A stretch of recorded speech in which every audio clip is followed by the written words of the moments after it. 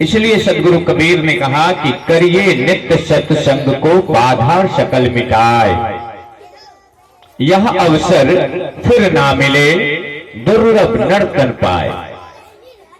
सदगुरु कबीर ने कहा कि हे प्राणी, तुम यह दुर्लभ मनुष्य जीवन को पाकर के नित्य ही सत्संग करो। अगर नित्य ना बन पड़े तो सजनों, कहीं अगल में बगल में दूर दराज गांवों में सत्संग में बुलावा आए या ना आए, आपको पता लगे कि सत्संग हो रहा है तो बिन बुलाए चले जाना चाहिए, क्योंकि आप किसी पे उपकार नहीं करने जा रहे हैं। सत्संग में जाकर के आप अपना स्वयं का कार्य करने जा रहे हैं। खेद की बात है कि भ्रमवश लोग अपने अहंकार में आकर के सत्संग में भी कहते हैं कि हमें तो फलाना ने बुलाया ही नहीं है, मैं कैसे जाऊं। सजनों, ये बुलाने का विषय ही नहीं है। साहब कबीर कहते हैं कि करिए नित्य सत्संग को बाधा सकल मिटाए, समूल बाधाओं का नाश सत्संग में समाधान छिपा हुआ है। अगर आपके घर में चावल नहीं है तो वो सत्संग में जाने से चावल पूर्ति नहीं होगी। आपके घर में पैसा नहीं है तो वो सत्संग पैसा नहीं देगा। किंतु हर जीवन की समस्या का जो समाधान है वो सत्संग में छुपा हुआ है। जब आप जाएंगे तो वहां सब कुछ मिलता है। बस जिसकी जैसी सूरती होगी वैसा ही वह वहां से लेके आता है। सत्संग हमारे उन मूल समस्याओं के समाधान पे चोट देती है, जिसके कारण जीव सबल है, बलशाली है और दुर्बल कमजोर की भांति जीवन जीता है। सदगुरु कबीर कहते हैं कि हंसा तू तो सबल था, हल्की तेरी चाल, रंग कुरंग रंगया, ताते भयो बेहाल। सदगुरु कबीर कहते कि हे हंस, तू तो बिल्कुल सबल था, अपना कार्य स्वयं करने में सक्षम था, तुम्हारी चाल बिल्कुल हल्की थी, पर तूने अपने आप को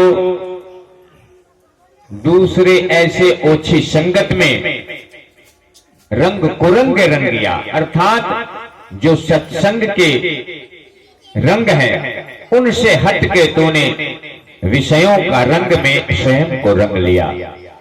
इसलिए तुम बेहाल हो गए हो, इसलिए तुम्हारे अंदर सुख की अनुभूति नहीं होती है, तुम बेचैन रहते हो, तुम अशांत रहते हो। सजनों, सतगुरु कबीर कहते हैं कि करिए नित्य सत्संग को बाधा सकल मिटाए, यह अवसर फिर ना मिले दुर्लभ नर्तन पाए। अवसर से तात्पर्य है यह मनुष्य का जीवन। यह मनुष्य जीवन पाकर के हमें प्रेम पूर्वक रहना चाहिए। एक सत्संगी भाई को दूसरे सत्संगी भाई से गहरा प्रेम होना चाहिए। अगर कोई सत्संगी नहीं है फिर भी उनके प्रति अच्छी भावना रखनी चाहिए। किंतु आज समाज में देखा जाता है बिल्कुल विपरीत रूप है। सज्जनों,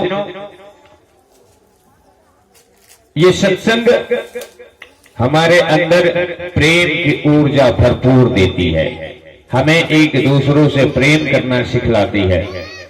क्योंकि साहब कबीर कहते हैं कि सब में मेरो राम है, मारो किस पर चोट।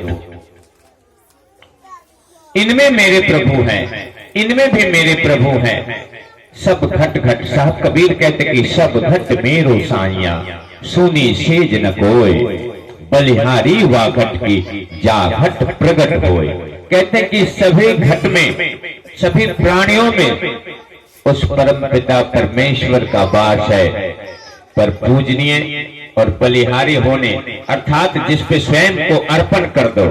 बलिहारी का अर्थ होता है अपने आप को समर्पण कर देना। तो कहते हैं कि वहां समर्पित कर दो स्वयं को। कहते हैं कि बलिहारी वा घट की जा घट प्रकट होए। जिस घट में यह रमैया राम प्रकट है वहां गुण, वहां रूप, वहां आचरण, वहां चरित्र स्पष्ट रूप से झलकता है। जिन प्राणियों में कहते हैं कि वहां मित्रता कर लो, वहां स्वयं को समर्पित कर दो और जो लेना है ले लो, अपने जीवन को धन्य धन्य कर लो। साहब कबीर इसलिए कहते हैं कि यह अवसर फिर ना मिले, किंतु जीवन बीत जाता है, यह अवसर का लाभ नहीं ले पाता है। सत्संग में जाते जाते समय बीतता है, किंतु हृदय विकारों से अलग नहीं हो पाता, हृदय ईर्ष्या से अलग नहीं हो पाता है। और कहने के लिए जब कहा जाता है तो कहते देर न लगती है कि हम आज का सत्संगी हैं, हमारे तो बाल सफेद हो गए सत्संग में जाते जाते, किंतु अंदर में सफेदी नहीं आई आज तक। अंदर में जो कालिक भरा था वो सफेद नहीं हुआ और काले बाल सफेद हो गए। साहब कबीर कहते हैं कि यह अवसर फिर ना मिले, दुर्लभ नर्तन पाए। इस शरीर को साहब कबीर दुर्लभ कहते हैं। दुर्लभ से तात्पर्य है कि बड़ी कठिनाइयों के बाद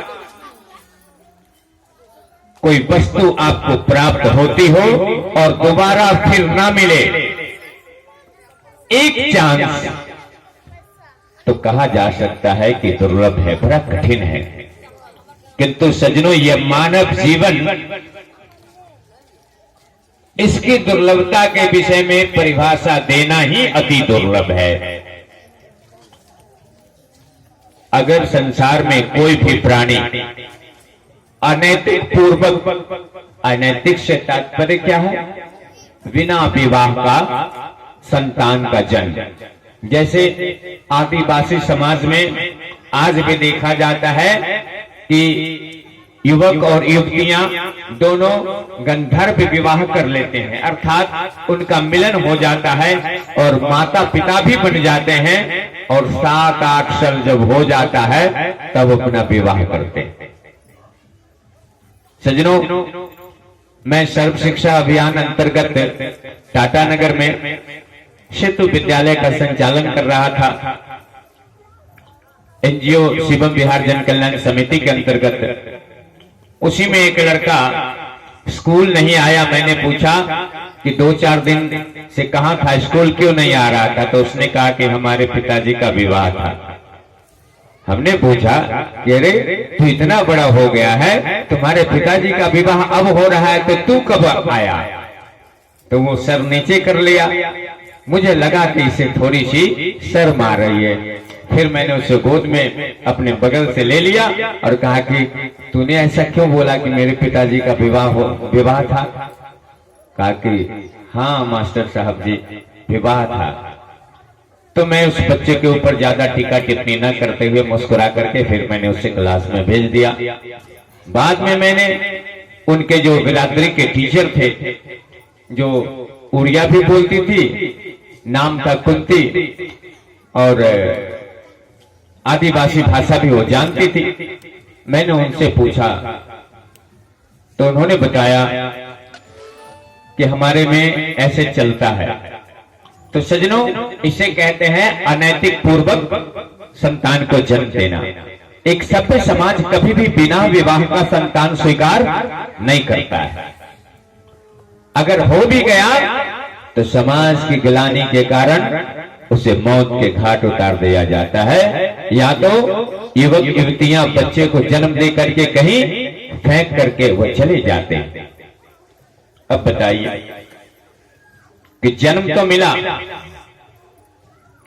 किंतु हमारा समाज उसे स्वीकार नहीं करेगा। अब दूसरा क्या है? नैतिक पूर्वक। नैतिक से तात्पर्य है कि हमारे समाज में जो नियम है, हमारे समाज में जो लीगल नियम है, विवाह बंधन में जुड़ करके संतान को जन्म देना, इसे स्वीकारा जाता है। किंतु यहां भी एक नाकाबंदी है। वो क्या है? लिंग भेद। संतान तो हो गया, लेकिन आप चाहते हैं कि बेटा हो गई बेटी। अब पहले से ही चिंता हो गई है। कई राज्यों में आज भी लड़कियों को देखना पसंद नहीं करते हैं। राजस्थान और हरियाणा की बात कहूं तो वहां लड़कियों को पसंद नहीं करते। लड़कियों को उनके घर में अगर वो जन्म लेती है तो लोग उनके आने की खुशी में उनके चेहरे पे खुशहाली दिखती नहीं है। राजस्थान की भी बात वही है। कुछ हद तक हमारा बिहार बहुत अच्छा है। लड़के लड़कियों में कोई भेद नहीं और प्रयास भी करता है कि भेद ना रहे। तो ये लिंग भेद जो जीव चला मां के गर्भ में आकर के संसार में प्रकट होकर के जीवन जी करके मुक्ति पाने के लिए, सज्जनों, क्या स्त्रियों को, क्या लड़कियों को भक्ति करने का अधिकार नहीं? क्या केवल पुरुषों को ही है? समाज कहता है कि लड़की जात है, इसे माला देकर के क्या होगा?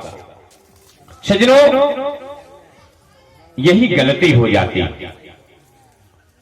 जीव लड़की हो या लड़का हो, उससे मतलब नहीं, उसे भी मुक्त होने का अधिकार है। पर लिंग भेद की समस्या वही रोक देती है। प्रेम से बोलिए सदगुरु कबीर साहेब की। लिंग भेद का दूसरा फाटक है। कहते हैं कि तीसरा समस्या क्या है? कि अगर जन्म ले लिया है तो जनसंख्या विस्फोट। हमारा विश्व आज जनसंख्या विस्फोट की ओर जा रहा है। इतनी भारी जनसंख्या हो गई है। बहुत पहले ही सरकार ने नारा दिया, स्लोगन दिया, हम दो और हमारे दो, पर आज भी ये लागू नहीं हुआ है। आज भी मतलब दो चार देखा जाता है। मैं विरोध नहीं करता और इसके तरफ मैं कुछ कहने भी नहीं जा रहा हूं, किंतु याद कीजिए, पितामह अपने माता पिता के 8वें संतान, भगवान कृष्ण जिन्हें योगेश्वर कहा गया, माता पिता के 8वें संतान। नेहरू जी को चाचा कहा गया, गांधी जी को बाबू कहा गया, और डॉक्टर भीमराव अम्बेडकर को बाबा कहा गया। इन्होंने काम ही ऐसा कर दिया था। जिनको उपाधि दिया गया बाबा साहब, डॉक्टर भीमराव अम्बेडकर जी अपने माता पिता के 14वें संतान। अगर वहां भी ये बात होती कि हम दो और हमारे दो, तो ऐसे हीरे, ऐसे लाल, जिनके प्रकाश में हम आज सुरक्षित हैं, क्या यह संभव था? अगर उनके माता पिता भी कहते कि बस हम दो और हमारे दो, तो सज्जनों, मैं ये नहीं कहता कि दर्जन बच्चे होने चाहिए, किंतु तात्पर्य यह है कि इतनी सारी बंदिश होने के बाद मनुष्य जीवन शायद सुरक्षित रूप से समाज में खड़ा होने के लिए ये मौका मिलता है इसे। सज्जनों, इतनी बाधाओं को पार करके मनुष्य जीवन मिलेगा तो मनुष्य तो सब हो जाएगा, किंतु मनुष्य हो करके ये सत्संग सबको मिलेगा या ना मिलेगा, ये विचारणीय प्रश्न है। आपके समाज में लगभग हजारों की संख्या में लोग होंगे, कितने लोग सत्संगी? कारण कि सत्संग को लोग जानते नहीं, सत्संग की महिमा को नहीं जानते। तो सज्जनों, इन सारी समस्याओं को अगर हम देखते हैं तो लगता है कि जो जीव पुनः कहता है कि मां के गर्भ में जाकर के जन्म लूंगा और मनुष्य की योनि प्राप्त करके सत्संग करके मुक्त हो जाऊंगा, इतनी समस्या का समाधान हो करके और समाज में वो अगर खड़ा उतारेगा अपने आप को, तभी तो वो भक्ति करने लायक होगा। नहीं तो लिंग भेद पहले ही मार देगा। नैतिक और अनैतिक में फंस गया तो जन्म लेके भी फेंका जाएगा। और जनसंख्या विस्फोट में आ गया तो गर्भ में तो आ गया, लेकिन अबॉर्शन करवा दिया जाएगा। ये सारी समस्या है, किंतु ये समस्या उनके लिए है जो अभी जन्म लेंगे, उनके लिए है। आपका यह मौका जो मिला है आपको, आप इन सारी समस्याओं को झेल करके आप सुरक्षित या मानव जीवन प्राप्त कर लिए हैं।